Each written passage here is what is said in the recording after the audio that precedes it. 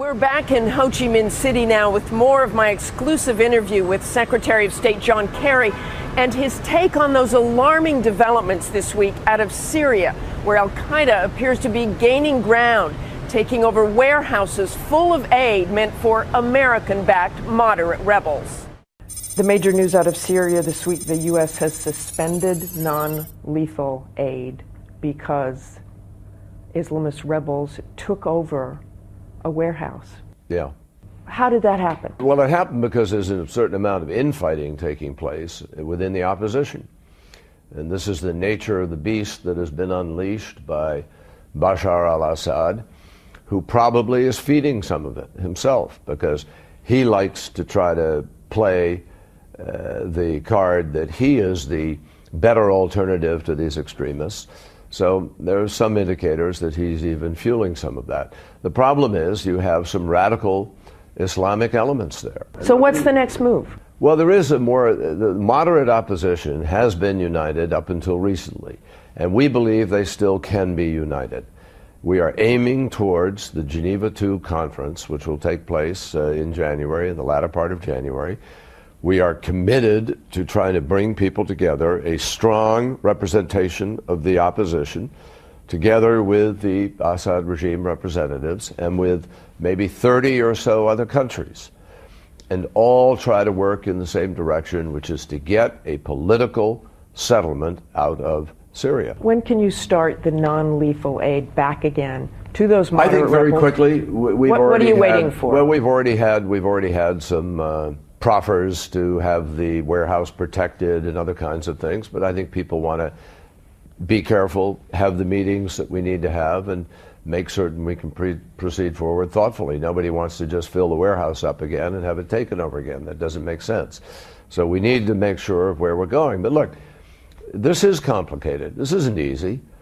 You know, a year ago, before the president started to focus on this and figure that we had to accelerate the efforts to get a political solution, nothing was happening except fighting and killing. And a year ago, chemical weapons were being used and under the control of the Assad regime.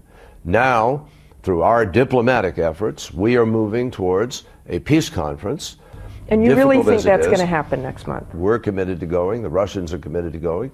Countries are committed to going. John McCain says, the moderate opposition groups are losing. As a result, extremists are filling the void, and entire sections of Syria stretching deep into Iraq are now effectively safe havens for al-Qaeda.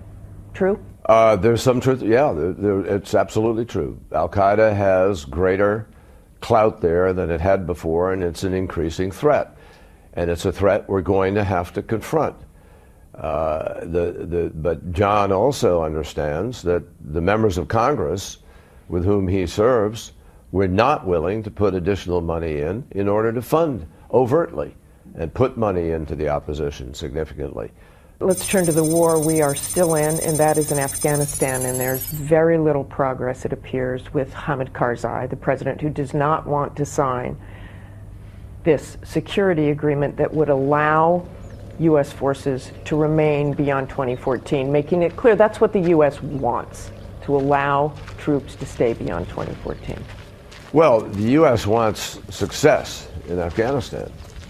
And success means having an Afghan arms force that has the ability to sustain itself and provide security to the people of Afghanistan so they can continue on the road to developing their society, their institutions, their healthcare system, their education, and other things that are happening today. When America went into Afghanistan, Martha, there were about 900,000 kids in school. They were all boys. Today, there are about 7 or 8 million children in school, and almost 40% of them are girls. So there's a huge transformation taking place, and we want to try to hold on to that. If we don't leave those troops there, can you guarantee that young women can still go to school over there? No, absolutely not. You can't guarantee anything. I think if American forces were not there, I think there would be serious challenges with respect to Afghanistan security. But, here's the but, I believe that Hamid Karzai, either he or his successor, will sign this. Now, I think he needs his to sign successor. So it's okay I if his said successor. they will. No. I said either he or they will, but he needs to sign it. By when? We Give me a negotiated. date. Let me just. We negotiated an agreement that wasn't in place, by the way, a year ago. Now we have an agreement that's been negotiated, and he has said to me personally, and as recently as a day ago, reiterated through his minister that the language is fine. So we are very close to the ability to move forward, and I believe it will be signed, and I hope it will be signed as soon as possible.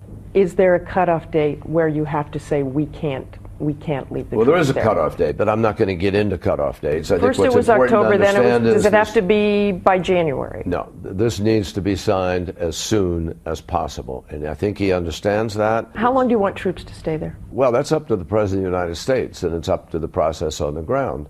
But the President has already said we are prepared to be there for a number of years going forward in a very different role, a very diminished role of training, advising, and equipping the Afghans.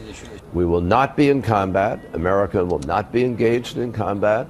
But counterterrorism troops you want there as well. We will be doing counterterrorism. That's combat. That is correct. Well, it doesn't, not automatically, not directly. It can be intel gathering. It can be providing information to the Afghans that they act on.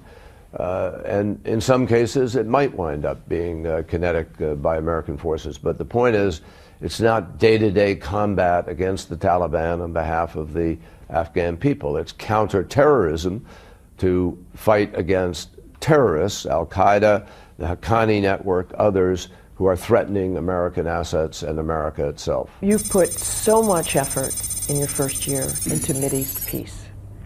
You've got the parties talking, but has there been any real concrete progress on the really tough issues?